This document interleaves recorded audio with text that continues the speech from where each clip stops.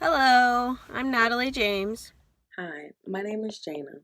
Hi, I'm Savannah James. Hi, I'm Morgan. Hi, my name is Rebecca.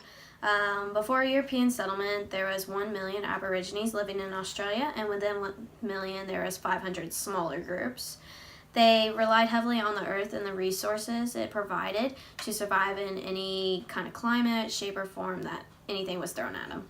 STEM meaning science, technology, engineering, and math can connect to the indigenous Australians way before any European involvement came over to that area.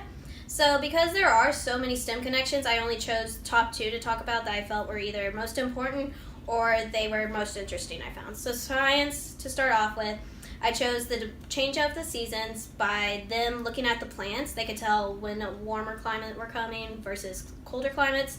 The second one I chose for science was the plants that were used for remedies. They were able to cure any sickness and figure out any cure for any disease they had by using the stems, leaves, and roots of any plant. For technology, I used smoke signals because they would use those to communicate with the other people around the area. And they would also use the boomerangs, wood boomerangs, that were originally used for hunting, which I find interesting because now they are used for a recreational use rather than the actual purpose they were originally started off with. Third is engineering.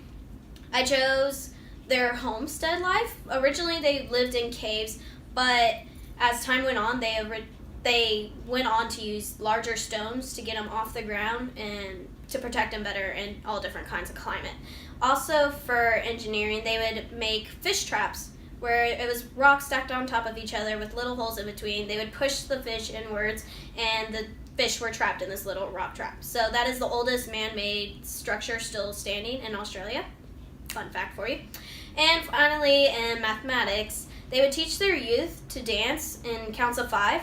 They had no greater number value than 5, and they were heavily navigated by the stars at night. So they would write down their observations. Later on, they were able to figure out measurements and to determine distances using the mathematics. The Aboriginals were hunter-gatherers. They were the first to discover Australia. They adapted to the land with no problem. Since they were the only people on the land, they had no competition for food. Even when the Ice Age happened, they didn't give up.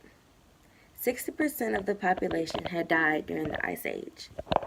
There was a lack of food and resources, so the population had to split up into small groups. These groups used all of their adaptability to survive on the deserted land. Eventually, these groups met and they would exchange tokens they had found along the way. This gave the groups hope that they weren't the only people left on the island. They created song lines where they painted themselves and danced, and it showed the water lines and where to find food at. Through networking, Australia began to grow in population again.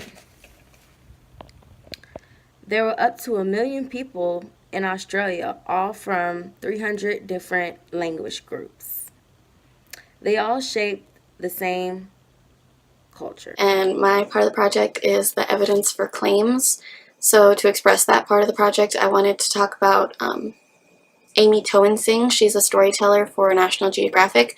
And her husband, they both traveled to Australia for 2 years just to research some more about the Aboriginal people. They have been living in Australia for the past 60,000 years and have been pretty much untouched by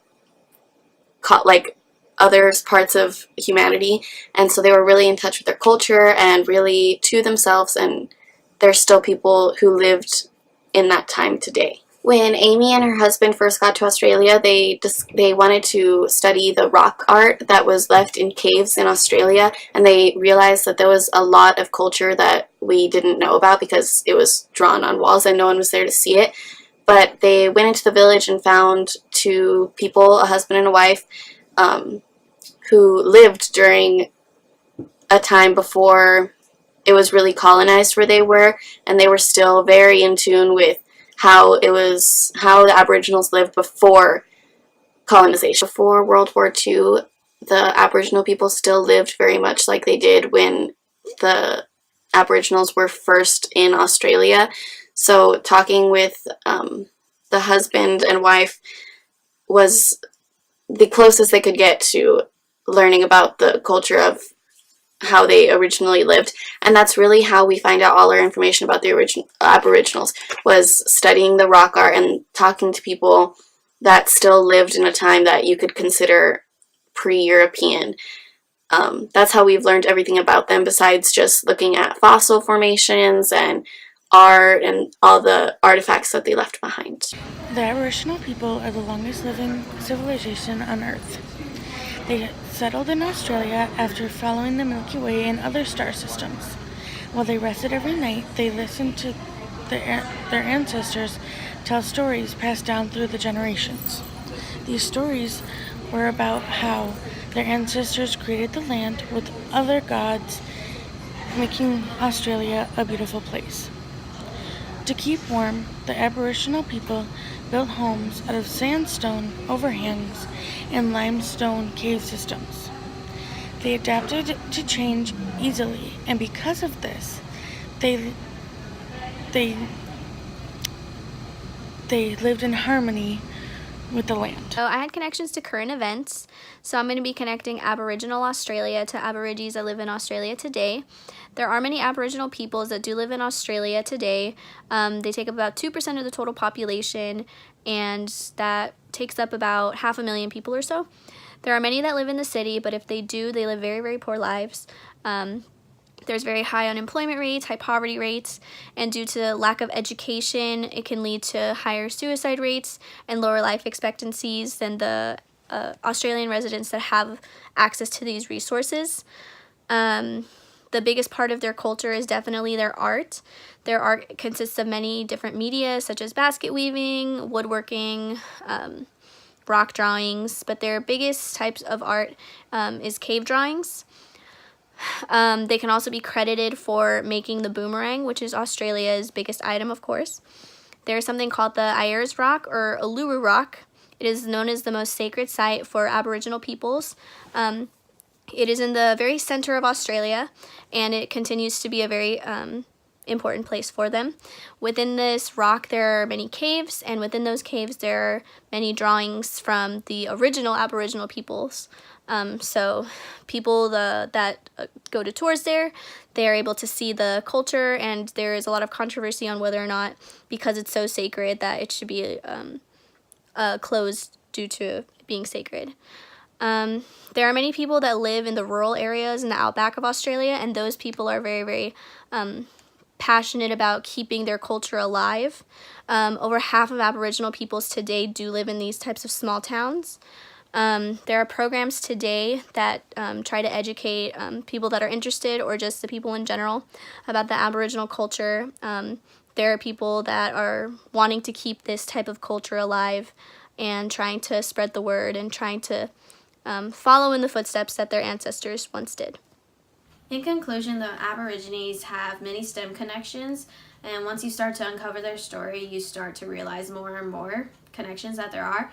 They started off originally as the Lone Rangers of Australia, dominating the population, and now they're only 2% of Australia's population today. As many of the changes are arising from different populations and different people coming from all over the world, they continue to keep their culture and legacy alive.